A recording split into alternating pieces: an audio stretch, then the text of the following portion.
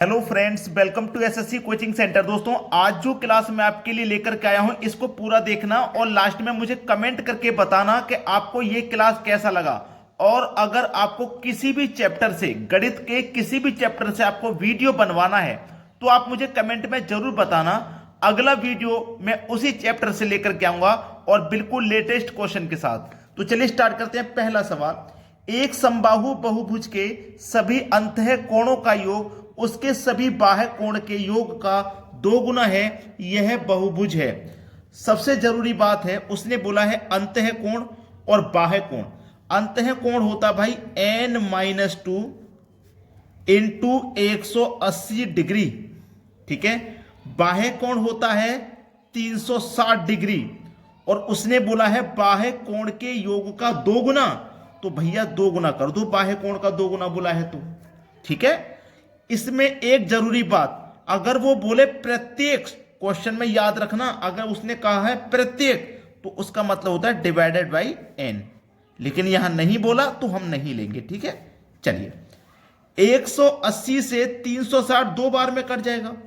इधर क्या बचा n-2 बराबर के इधर क्या हुआ 2 गुने 2 4, तो n बराबर माइनस का 2 इधर आके प्लस का 2, 4 पहले से है, ये प्लस का 2 हो जाएगा तो n बराबर हो जाएगा 6। मतलब नंबर ऑफ, आपसे बुलाता है नंबर वन, ये कौन सा बहुभुज है? 6 का मतलब है ये षष्ठभुज है, 6 भुजाओं वाला षष्ठभुज होगा, यानी कि सी ऑप्शन बिल्कुल सही जवाब हो गया। प्रश्न सभी को क्लियर हो गया ना। अब देखते हैं अगला सवाल। अगला सवाल है, यदि एक समबाहु बहुभुज का प्रत्येक अंतः कोण इसके बाह्य कोण का 11 गुना हो तो इस बहुभुज की भुजाओं की संख्या कितनी होगी? देखो, प्रत्येक अंतः कोण बोला है, अंतः कोण मैंने अभी अभी बताया n-2 इंटू 180 डिग्री बराबर बाह्य कोण मैंने आपको बताया 360 डिग्री। बोला है बाह्य कोण का 11 गुना, बाह्य कोण 360 है, इसका 11 गुना कर दीजिए। और उसने बोला है प्रत्येक, तो मैंने कहा था अगर प्रत्येक बोला तो इसमें भी n से डिवाइड करना, इसमें भी n से डिवाइड कर देना, लेकिन n से n कट जाएगा तो कोई फर्क नहीं पड़ेगा यहां पे, ठीक है ना। अब 180 से 360 2 बार कटा, इधर बचा n-2, 11 दूनी 22, n बराबर 22 माइनस का 2 इधर आके हो गया प्लस का 2, तो n बराबर कितना हो गया भैया ये 24। तो नंबर ऑफ, ठीक है, कितना आया 24। तो भुजाओं की संख्या कितनी हो जाएगी उसमें? ठीक है, भुजाओं की संख्या हो जाएगी 24 और 24 दिया गया आपके डी ऑप्शन में। बहुभुज की भुजाओं की संख्या कितनी हो जाएगी? 24 हो जाएगी। ये आपके सवाल का हो जाएगा बिल्कुल सही जवाब। अब देखते हैं अगला प्रश्न। अगला प्रश्न है, एक समबाहु बहुभुज के सभी अंतः कोणों का योग 1080 है, इस बहुभुज की भुजाओं की संख्या कितनी है? देखो, अंतः कोण n-2 इंटू 180 डिग्री होता है अंतः कोण। अब उसने बाह्य कोण नहीं बोला, उसने बोला है योग है हमारा 1080, अंतः कोण बराबर 1080, 1080 है। बहुभुज की भुजाओं की संख्या कितनी होगी? देखो भाई, 0 से 0 कटा दो, 18 से 108 6 बार में कट जाएगा। इधर बचा n-2 बराबर के इधर बचा 6, n बराबर 6 माइनस का 2 इधर आके प्लस का 2 हुआ, तो n बराबर कितना आ गया 8, ठीक है। तो भुजाओं की संख्या कितनी हो जाएगी हमारी? 8 हो जाएगी। 8 का मतलब है ये अष्टभुज हो जाएगा। ये हमारे सवाल का हो जाएगा बिल्कुल सही जवाब। चलिए अब देखते हैं अगला सवाल। अगला प्रश्न है, किसी समबाहु बहुभुज का प्रत्येक अंतः कोण एक समबाहु षष्ठभुज के प्रत्येक अंतः कोण का 9/8 हो तो इसमें भुजा की संख्या कितनी है? देखो, n-2 इंटू 180 डिग्री, ठीक है, प्रत्येक बोला है, उसका मतलब बटे में n। यहां तक बात किसी को ऐसा तो नहीं है समझ में नहीं आया हो, यहां तक सभी को आसानी से समझ में आ गया होगा, ठीक है। चलिए अब देखिएगा ध्यान से प्रश्न को, n-2 इंटू 180 डिग्री बटे में n बराबर कितना? समझ लीजिए बराबर कितना। अब पूरा सॉल्यूशन अभी नहीं हुआ, अब समझिएगा। ये मैंने इधर और इधर बिल्कुल सेम टू सेम संख्या लिख दी। क्यों लिख दी समझिएगा, ठीक है, क्यों लिख दी समझिएगा। n का मान हमारे पास कितना है, षष्ठभुज हो रहा है, तो षष्ठभुज का मतलब 6 भुजाओं वाला, n का मान 6 हुआ, माइनस का 2 हुआ, इनटू में 180 हुआ, बटे में n का मान हमें दिया गया है 6, तो हम 6 ले लेंगे। ठीक है, चलिए अब 6 में से 2 गया तो 4 बचा, गुने में 6 तिया 18 और 1 0 30 हुआ, तो 4 गुने ये 30 हो जाएगा, और 4 का गुना 30 से करो तो 120, तो ये हमारा कितने के बराबर है, 120 के बराबर है। ठीक है, ये भी अंतःकोण है, ये भी अंतःकोण है, इसीलिए अंतःकोण मैंने 2 बार लिखा था। ठीक है, एक बार का सॉल्यूशन तो हो गया, दूसरी बार का रह गया है, अब इसको कर लेंगे। ठीक है, अंतःकोण का 9/8 है, इसको मत भूलना।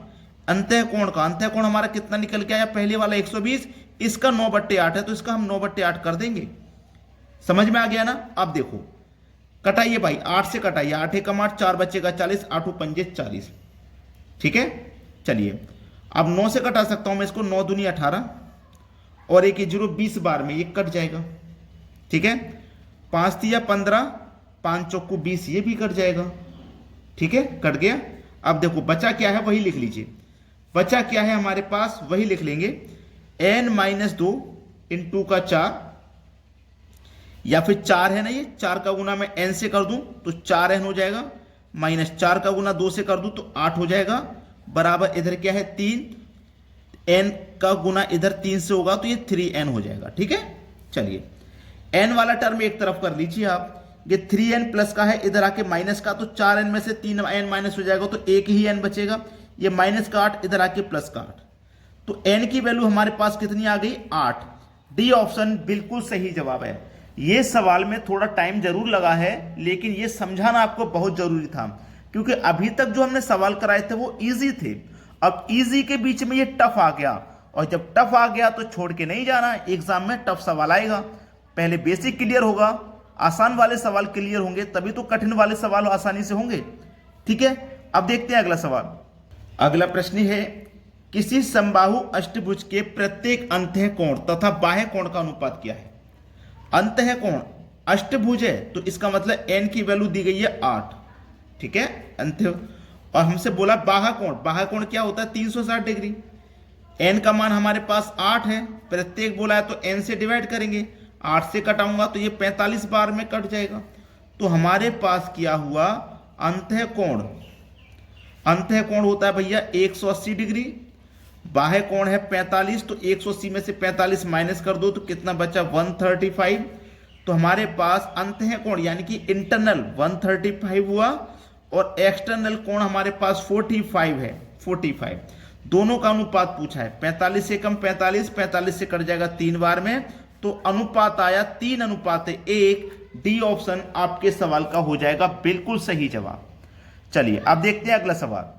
अगला सवाल है, एक अष्टभुज में कितने विकर्ण होते हैं, विकर्णों की संख्या पूछी है। देखो विकर्ण की संख्या अगर आपको कभी भी निकालनी रहेगी तो विकर्ण की संख्या निकालने के लिए याद रखना, आपको जो मैं सिखा रहा हूं, विकर्ण की संख्या बराबर n into n-3 divided by 2, इसको याद रख लेना बस। चलिए n की वैल्यू आपके पास कितनी है, देखो ये अष्टभुज लिख रहा है ना, यहां षष्ठभुज था, ये गलती से जो मैं बच्चों से वीडियो लिखवाता हूं ना वो गलती कर देते हैं, कोई बात नहीं, ये षष्ठभुज है। यहाँ आंसर तो अष्टभुज करके भी निकाल सकता हूं मैं, लेकिन हो सकता है वो इसमें मैच ना करे, इसलिए बता रहा हूं। ठीक है, अष्टभुज करके भी निकल आ जाएगा आंसर। देखो षष्ठभुज है तो यहाँ n की वैल्यू 6 है, इंटू n की वैल्यू 6, 6 में से 3 गया तो 5, 6 में से 3 गया तो 3, बटे में कितना 2, 2 से 6 कट गया 3 बार में, 3 तिया 9, आंसर आ गया 9। अगर मैं यहां पे 8 रख देता, n की वैल्यू 8, 8 माइनस 3 5, बटे में कितना 2, 2 चौकू 8, 4 पंजे 20, आंसर तो फिर भी आ गया, लेकिन वो ऑप्शन में मैच नहीं कर रहा था, ये लिखने में गलती हो गई थी यहां पे। ठीक है, अब देखते हैं अगला सवाल।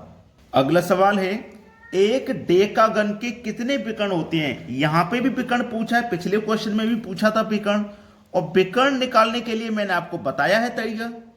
ठीक है, विकर्ण की संख्या अगर आपको फाइंड करनी है तो अभी अभी मैंने लिखवाया था n into n-3 divided by 2। अब बात यह है कि n की वैल्यू क्या रखें, पिछले क्वेश्चन में तो 6 रखा था, यहां डेकागन बोला गया। डेकागन का मतलब क्या है? डेकागन का मतलब होता है 10 भुजाओं वाला। डेकागन का मतलब षष्ठभुज का मतलब 6 भुजाओं वाला, अष्टभुज का मतलब 8 भुजाओं वाला। इसी तरीके से डेकागन का मतलब होता है 10 भुजाओं वाला। तो n की वैल्यू है 10 इंटू 10 में से गया 3 7 बट्टे में 2, 2 से घटाओ 10 को 5 बार में, 5 सत्ते 35। तो विकर्ण की जो संख्या होगी वो 35 होगी। सी ऑप्शन सवाल का सही जवाब हो जाएगा। ये आपका आंसर हुआ। ठीक है, सभी बच्चों से मेरी रिक्वेस्ट है कि सभी बच्चे वीडियो को लाइक और शेयर जरूर करें। ठीक है दोस्तों, धन्यवाद।